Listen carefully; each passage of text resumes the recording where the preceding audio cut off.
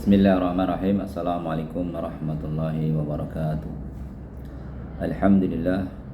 Alhamdulillahilladzi nahmaduhu wa nasta'inuhu wa nastaghfiruh wa natubu ilaihi wa na'udzu billahi min shururi anfusina wa min sayyiati a'malina may yahdihillahu fala mudilla lahu wa may yudlilhu fala hadiya lahu. Asyhadu an la ilaha illallah wahdahu la syarika lahu wa asyhadu anna Muhammadan abduhu rasuluh. Rabbi shrah li sadri wa yassir li amri wahlul 'uqdatam min lisani yafqahu qawli. Amma ba'du. Kaum muslimin wal muslimat yang berbahagia, kita bersyukur pada Allah dalam kesempatan hari ini kita masih diberi kenikmatan umur panjang, kesehatan, kemudian kita masih berada dalam keadaan iman dan Islam. Salawat dan salam semoga senantiasa dilimpahkan kepada teladan kita Nabi Muhammad SAW dan kepada keluarganya, sahabatnya serta seluruh pengikutnya setia yang berkiamah. Bapak Ibu, saudara-saudara yang berbahagia, Allah Subhanahu wa taala telah menciptakan kita semua dalam keadaan sempurna, dalam ciptaan yang terbaik. Laqad khalaqnal insana fi ahsani taqwim. Sungguh telah kami ciptakan manusia dalam keadaan atau dalam ciptaan yang terbaik. Ini bisa kita rasakan dan bisa kita nikmati betapa kesempurnaan ciptaan kita yang berbeda dengan makhluk yang lain.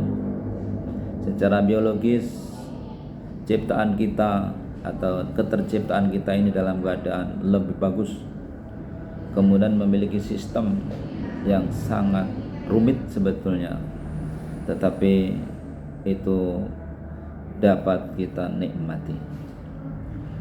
Sistem pernapasan, sistem pencernaan, dan lain sebagainya, semuanya itu menjadi mahal ketika kita bandingkan dengan bagaimana orang yang masuk rumah sakit kemudian dia tidak bisa bernapas, gangguan paru-paru atau gangguan jantung, yang itu mengingatkan, menyadarkan kepada kita bahwa sesungguhnya sehari-hari kita selalu menikmati nikmat Allah berupa sistem dalam tubuh kita.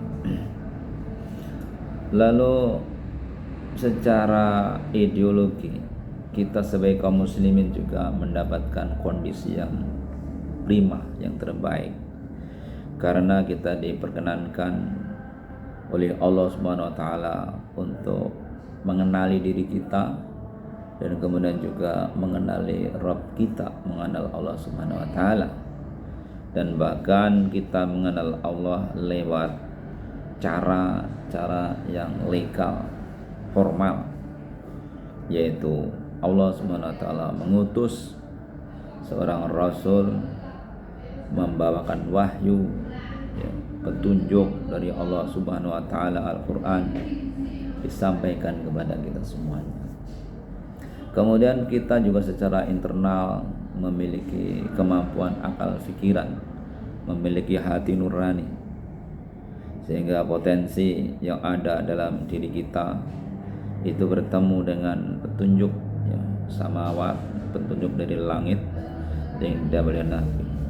Ini kemudian kita mendapatkan ideologi yang ideal, ideologi yang kebenarannya dijamin.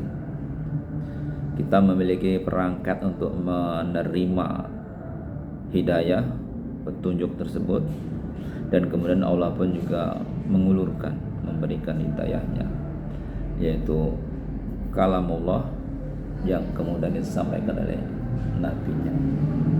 Maka ketika kita mengenali diri kita dan kemudian memanfaatkan kenikmatan Allah berupa diutusnya nabi dan kemudian kekuatan-kekuatan yang ada di dalam diri kita, akal, kemudian nurani tersebut, maka kita mendapatkan ideologi yang terbaik, yang mutlak dijamin kebenarannya. Kemudian summa radadnahu asfala safilin, kemudian kami kembalikan manusia itu asfala safilin, ke keadaan yang serendah-rendahnya keadaan. Nah, ini bisa dipahami ada dua cara pemahaman. Pertama, yang dimaksud dengan direndahkan oleh Allah serendah-rendahnya itu adalah secara ideologi. Artinya ketika kita pertama itu mendapatkan petunjuk dari Allah, mendapatkan Islam, kemudian tidak kita rawat, dan kemudian dari hari ke hari pemahaman kita malah semakin buruk, tidak berhasil untuk mewujudkan kebaikan-kebaikan yang ditawarkan oleh Islam, maka ini sesungguhnya secara ideologi kita termasuk orang-orang yang direndahkan oleh Allah yang serendah-rendahnya. Kemudian juga secara biologis, ya, secara alami juga sama, bahwa manusia itu dari hari ke hari itu mengalami penurunan biologisnya. Ya, misalnya kekekaran, kebugaran tubuhnya, kemudian kemampuan mata melihatnya, telinga mendengarnya, kemudian juga akal mencerna informasi, itu semakin tua mengalami penurunan, semakin lemah. Ya, oleh karenanya kita secara biologis pasti bahwasanya semakin tua itu akan mengalami semakin penurunan. Tapi di sana ada tuntutan bahwa secara ideologis kita ini semakin tua harus semakin baik, karena prinsip dalam Islam itu adalah hari ini lebih baik daripada kemarin, besok lebih baik daripada hari ini. Makanya ini apakah bisa secara ideologis kita dituntut semakin baik perjalanannya ke atas, sementara secara biologis kita mengalami penurunan dari kondisi prima menjadi kondisi yang terpuruk. Dan kalaulah bisa, bagaimana caranya? Dan ternyata bisa, karena illal ladzina amanu wa amilus solihati falahum ajrun ghairu mamnun. Kecuali orang-orang yang beriman dan beramal soleh, maka mereka itu memiliki pahala yang tanpa henti. Nah, pahala tanpa henti itu adalah sama dengan kebaikan yang bertambah, semakin bertambah, semakin hari semakin bertambah. Nah, ini artinya apa? Ketika kita ini orang beriman dan kemudian mengimplementasikan keimanan di dalam amal soleh, maka sesungguhnya kita ini adalah orang-orang yang mendapatkan pahala tanpa henti. Dan kemudian pahala itu tidak hanya kita dapatkan dari pintu kita saja. Ketika kita beramal soleh, kemudian amal soleh itu adalah amal sosial. Misalnya mengajarkan kebaikan kepada orang lain juga menjadi baik, lalu mengajarkan kebaikan pada orang lain berikutnya, maka sesungguhnya kebaikan yang dikumpulkan, didapatkan oleh orang-orang yang kita pengaruhi, itu juga akan mengalir kepada kita. Jadi semakin luas jaringan kebaikan kita, semakin luas pula potensi pahala yang kita dapatkan. Sehingga kemudian ada istilah al-fadlu lil mubtadi wa in ahsana al-muqtadi. Artinya fadilah, keutamaan itu tetap menjadi milik orang yang memulai, sekalipun yang melanjutkan itu lebih baik.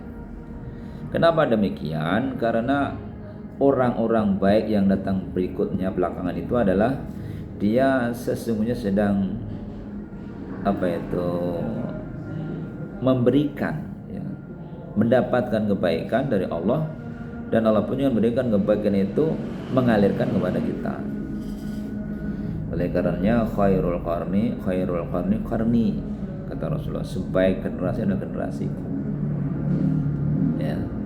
Jadi jadilah manusia hidup dalam generasi yang produktif di dalam beramal, ya, di dalam beramal soleh. Tidak hanya amal soleh yang bersifat individu, namun juga amal soleh itu menjadi amal soleh sosial. Yaitu kalau istilahnya, jangan cukup menjadi orang yang soleh, tapi jadilah muslim. Ya, tidak cukup menjadi orang baik, tetapi jadi orang yang memperbaiki lingkungan sekitar kita. Saya kira ini kalimat singkat ya dalam kesempatan hari ini, mudah-mudahan bermanfaat. Walafikum billahi hidayah wa taufik. Aku qouli hadza. Wassalamualaikum warahmatullahi wabarakatuh.